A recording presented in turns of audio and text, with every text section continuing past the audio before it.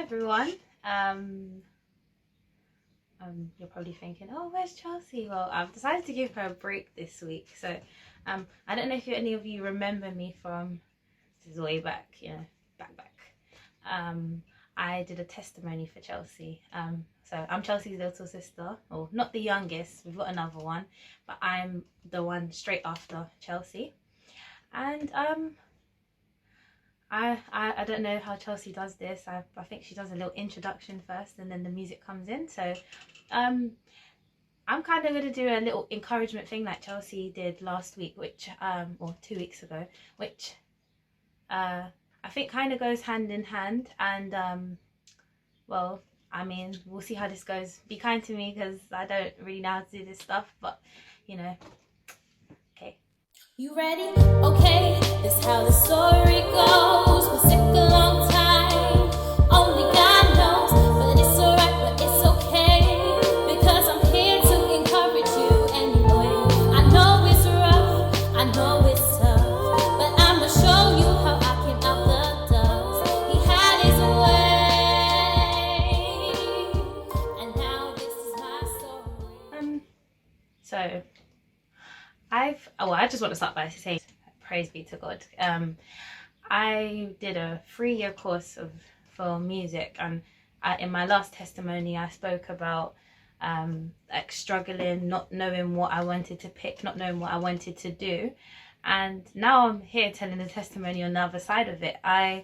I was so scared for first year. I didn't get the grades I wanted, as some of you would already know from my testimony. I didn't get the grades I thought I was going to get for A-level, and that really messed me up because I am a perfectionist. That's something I'm working on with God. It's not going to be there forever, and at least if it's for all of my life on this earth, it won't be there in heaven with me. But my perfectionist side, it makes it hard to trust God with things. And at the beginning of my 3-year course, studying music, I was like, God, I'm not gonna lie to you. I'm not trying to be the next Rihanna or Beyonce. And I'm going to be honest, and I am sorry for all the musicians out there because I have come such a long way from that ignorant stage. But I just thought, it's not really a legit job. Like, I don't want to just be just making songs, because that's the way I kind of saw it when I first started the course. I was thinking about what are the jobs that people talk about: doctors, lawyers, engineers, like people who are making a lot of money. I was like, what am I going to do as a musician? And I struggled a lot. I wrestled a lot with God. I really didn't want to do music at uni, and even though God had blessed me with a talent to play the flute and I can sing as well, I just really didn't want to do it. And well, I did what God asked me to do anyway, and I ended up going to Hertfordshire University. And now, after having finished all of my projects, I'm just so grateful. I'm recording today and I got one of my results back, and I got a first class for one of my assignments that I really struggled with. I didn't know how to do it. So my course is film and games, music for film and games. And I was more, when I first started, I want to do film. But because of all the game stuff we had to do, I actually quite enjoy doing games as well now. But games has always been my weaker point, and I was just like, I'm really struggling. I'm really struggling, God. I don't know what to do. And I'm not going to lie, I lost a bit of faith along the way. My sisters, Chelsea, you know she's a prayer warrior. Anyone who's been watching this channel, Chelsea's always praying. But they pray for me. My family pray for me. My church family pray for me. And it's encouraging. But let's be honest, as Christians, we all get those times when we're weary. We all get those times when we're like, okay, God, I know you said this, but I can't see how you're going to make that happen. God, I know you said that I can go around this mountain, but I don't see the path. And it's really hard to move forward when it's like that. But anyone who studied a university course knows that you can't stand still. It's one of those things where you have to keep going even when you don't feel like you want to keep going. In order to reach the next step, you have to breathe. And it's the same thing with uni coursework. Even when you're feeling overwhelmed, even when you're feeling stressed, even when you feel like you want to give up, you start feeling guilty for not doing work even though you're stressed. And I will say to you, one of the things, like, just to put a pause on the story, just one of the things I would say to you, when you need a break, take a break.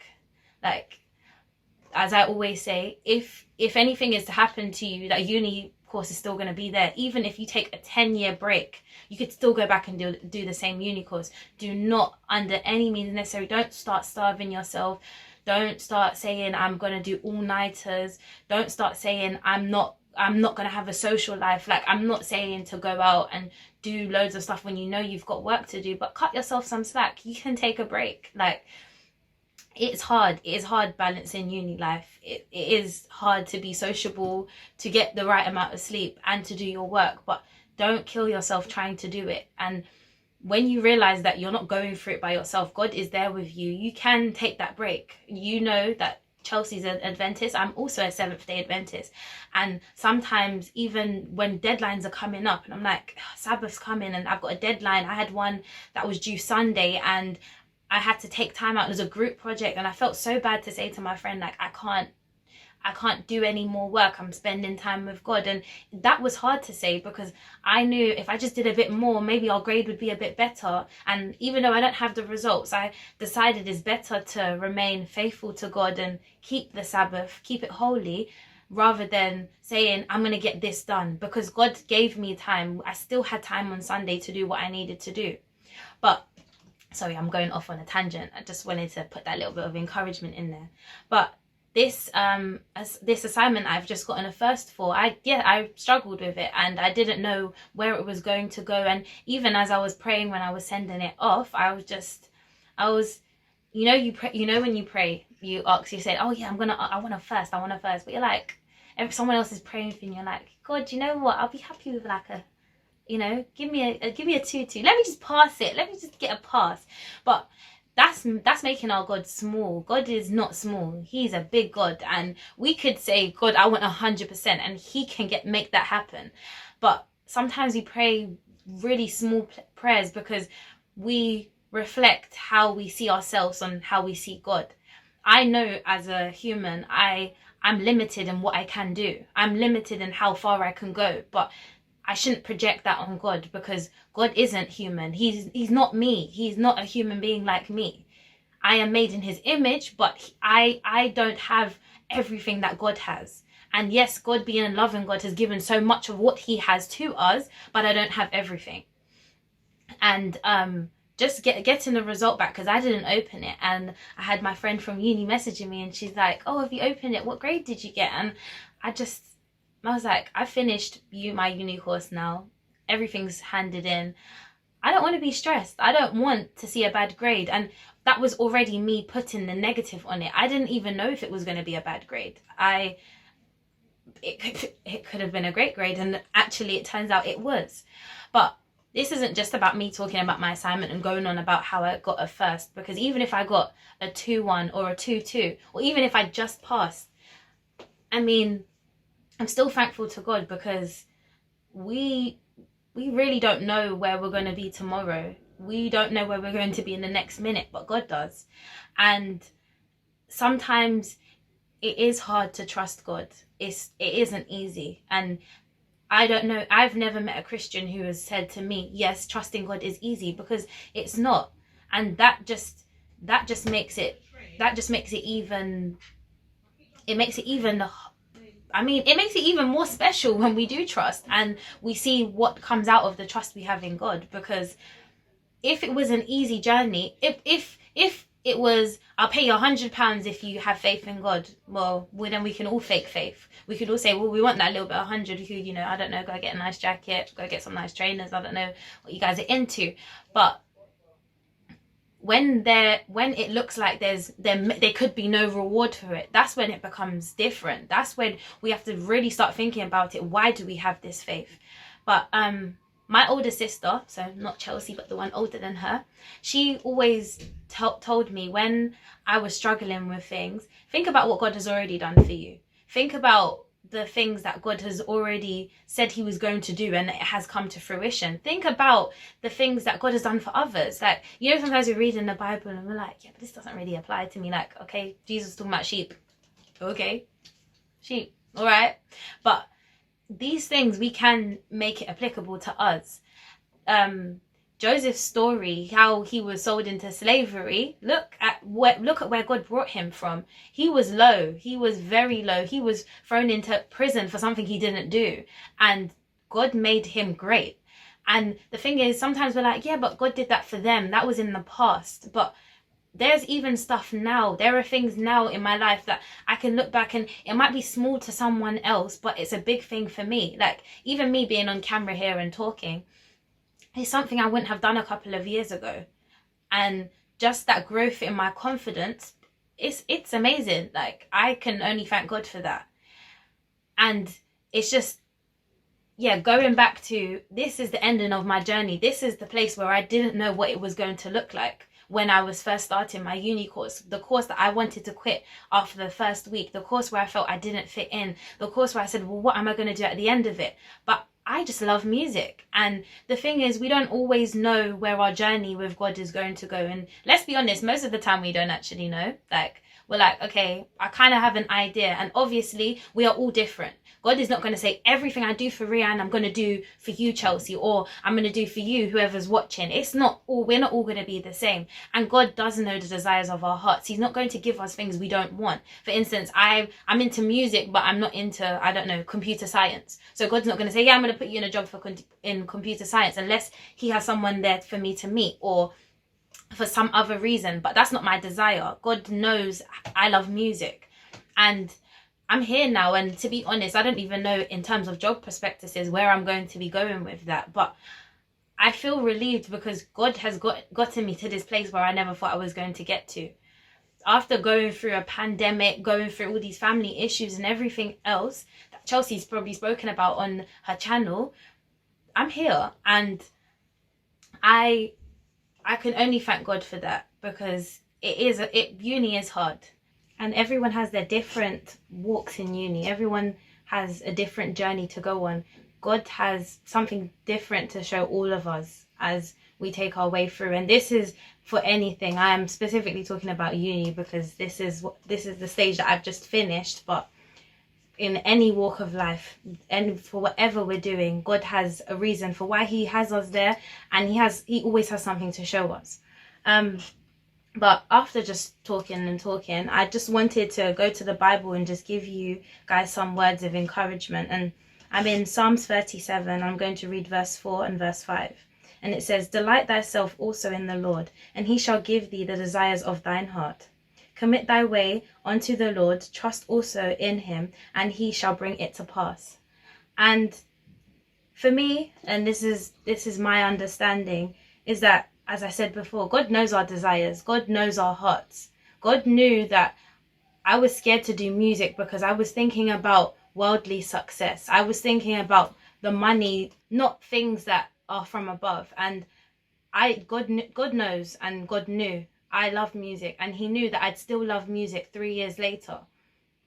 And even though it was hard, I did commit my ways to God. I did say to God, I don't know where you're taking me with this, but there was a bit of doubt. And I'm not saying I went wholeheartedly. There was the doubt, but I said, God, this is my desire. This is what you know about me. This is me saying to you, use me how I am, with all of this doubt and this little mustard seed of faith. And this is where God has brought me, and this is my encouragement to you all. You might be struggling now with wherever you're at.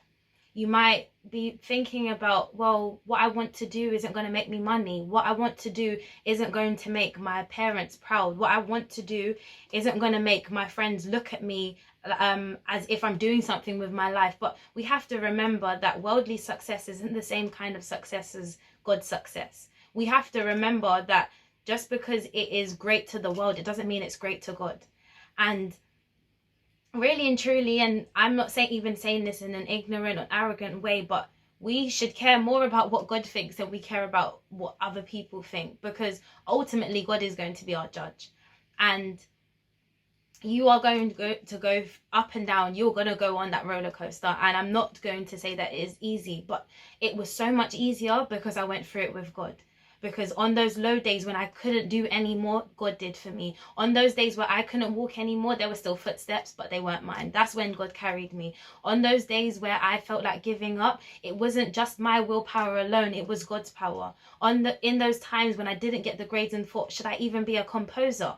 God showed me otherwise, and he will do the same for you. It will be through different things. Don't look for the big things. Like when Elijah was waiting to hear from God, it wasn't the loud winds, it wasn't fire, it was a small whisper. And sometimes it's in the small things where God shows you that, yes, I'm still here, I'm still working on your behalf. And you give your desires to me, put them in my hands, and I will show you what I will do. And I just hope that after all of my rambling and, you know, going on, that you guys have gotten something out of this video, that you understand God has something for you, all of us. And I just want to let you know that wherever you are at, please do not forget that God does care. He cares about what you care about.